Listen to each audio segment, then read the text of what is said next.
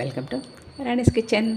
ఈరోజు మీకోసం నేను మధ్యాహ్నం వేళ తినేటువంటి చక్కని చిరుతిండండి, అది ఉల్లి బోండా మీకోసం నేను ఈరోజు తయారు చేస్తున్నానండి. మీరు సినిమా వెళ్ళినప్పుడు హోటల్స్లోనూ మీరు తినే ఉంటారు. ఉల్లి బోండా ఈ విధంగా అమ్ముతూ ఉంటారు అక్కడ. మీరు ఎప్పుడైనా తిన్నారా? ఆ మాదిరిగానే అలాంటి ఉల్లి బోండా ఈరోజు మీకు నేను మన ఇంట్లో మీకోసం నేను తయారు చేస్తున్నానండి. చాలా సింపుల్గా చేసేసుకోవచ్చు మనం ఇంట్లో ఈ ఉల్లి బోండాలని. మధ్యాహ్నం వేళ టీ టైంలో తింటే చక్కని రుచిగా ఉంటుంది. మూడు పదార్థాలతోటి ఈ ఈ స్నాక్ మనం తయారు చేసుకోవచ్చు. అలాంటి స్నాక్ ఈరోజు మీకోసం. మధ్యాహ్నం టైంలో మనం టీ టైం అప్పుడు ఏదైనా తినాలనిపిస్తుందండి. అలాంటప్పుడు ఈ ఉల్లి బోండా చాలా చక్కని స్నాక్ మనకి. అలాంటి ఉల్లి బోండా ఈరోజు మీకు నేను చేసి చూపిస్తున్నానండి. దీనికోసం నేను 2 పెద్ద సైజు ఉల్లిపాయలు ఇలా కట్ చేసి పెట్టుకున్నాను, సన్నగా పొడుగ్గా. ఉల్లి పకోడీ అంటే ఇష్టం లేని వాళ్ళు ఎవరుంటారు చెప్పండి? అందరికీ పకోడీలు అంటే చాలా ఇష్టం. అందులో ఈ ఉల్లి బోండా సూపర్ టేస్ట్గా ఉంటుంది. మనకి హోటల్స్లోనూ సినిమా హాల్స్ దగ్గర అమ్ముతారండి. ఆ స్టైల్లోనే ఈ ఉల్లి బోండా ఉంటుంది.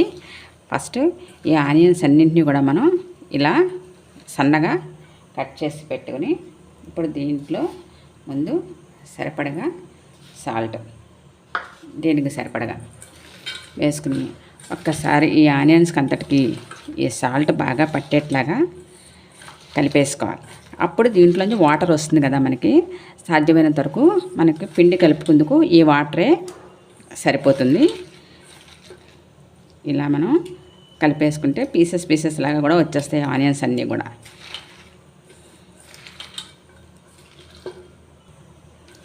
చూసారా ఎలా వాటర్ వచ్చిందో? ఇప్పుడు దీంట్లో కొద్దిగా పసుపు, ఈ మాత్రం పచ్చిమిర్చి పేస్ట్. మరి ఎక్కువ కారం వేయకూడదండి, కారంగా ఉంటే మరీ బాగోవు పకోడీ. మనకి చక్కగా తగు మాత్రం కారంతో ఉంటేనే బాగుంటాయి ఈ ఉల్లి బోండా అనేది. ఇప్పుడు ఇవి బాగా కలిపేసుకున్న తర్వాత కాసిని పల్లీలండి, కొంచెం పంట కింద కరకర అంటూ ఉంటాయి. ఇలా ఇవన్నీ మిక్స్ చేసేసుకుని ఇప్పుడు 1 కప్పు శనగపిండి దీనికి పడుతుందండి. మధ్యలో చూసి కలుపుకొని, జారు అయిపోకూడదు, చక్క మనకి బోండాలా రావాలన్నమాట ముద్దగా. ఈ శనగపిండి పట్టేస్తుంది. 1 కప్పు శనగపిండి, 2 ఉల్లిపాయలు, కొంచెం పచ్చిమిర్చి పేస్టు, 4 పల్లీలు, సాల్ట్. అంతేనండి. ఈ బోండాలకి టేస్ట్ మాత్రం సూపర్గా ఉంటుంది. మధ్యాహ్నం వేళ చక్కగా చేసుకున్నామంటే అందరూ కూడా ఎంతో ఇష్టంగా తింటారు. ఇప్పుడు దీంట్లో 1 రెమ్మ కరివేపాకు,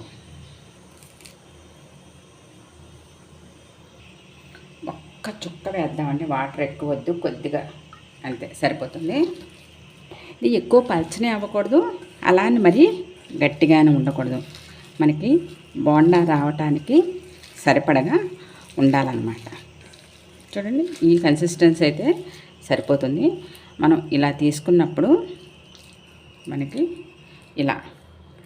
ఇలా బోండా రావాలి.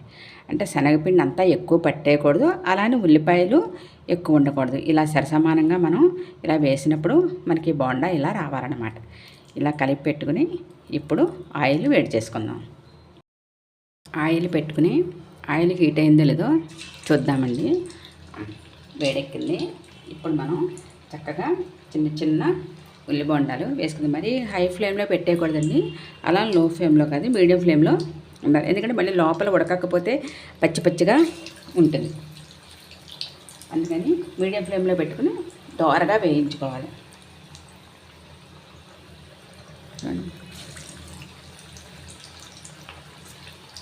ఇలా చక్కగా ఎక్కువ శనగపిండి అయిపోకూడదు, అలానే ఎక్కువ ఉల్లిపాయలు అయిపోయినా విడిపోతుంది బోండా. మరి ఎక్కువ శనగపిండి అయితే కనుక ముద్దలా ఉంటుంది. అలా కాకుండా సరిసమానంగా ఉండాలన్నమాట. ఇప్పుడు ఇలా అన్ని బోండాలు వేసుకుందాం. వెంటనే కదిపేయకూడదండి. 2 నిమిషాలు మనకి అటువైపు బాగా వేగిన తర్వాత అప్పుడు మాత్రమే మనం దీన్ని రెండో వైపుకి టర్న్ చేసుకోవాలి.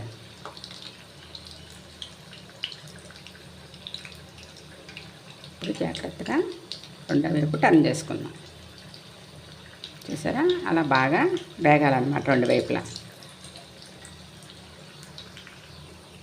ఇలా మనం టర్న్ చేసుకుని రెండో వైపును కూడా ఇలాగ మనం ఎర్రగా వేగాలండి. అప్పుడే ఈ బోండా బాగుంటుంది. పైన క్రిస్పీగా, లోపల కొంచెం సాఫ్ట్గా, ఆనియన్స్ చక్కగా దోరగా వేగి మంచి రుచిగా ఉంటుంది. మనం ఏమాత్రం హైలో పెట్టినా లోపల శనగపిండి అంతా అలా పచ్చిగా ఉంటుందండి. పైన ఉల్లిపాయలు మాత్రం దోరగా వేగిపోతాయి. తినేటప్పుడు మనకి లోపల పచ్చి పచ్చిగా తగులుతుంది. అందుకని కొంచెం శ్రమైనా నిదానంగా మీడియం ఫ్లేమ్లో పెట్టుకుని వీటిని మనం జాగ్రత్తగా వేయించుకోవాలి. ఇదిగో చూసారా చక్కగా ఎంత ఎర్రగా వేగాయో. ఇప్పుడు మిగిలిన బోండాలన్నీ కూడా ఇదిగోనండి, ఉల్లిపాయ బోండా రెడీ అయిపోయింది. మీరందరూ కూడా తప్పకుండా ట్రై చేయండి. నా ఈ ఛానల్ లైక్ చేయండి, షేర్ చేయండి, సబ్స్క్రైబ్ చేయండి.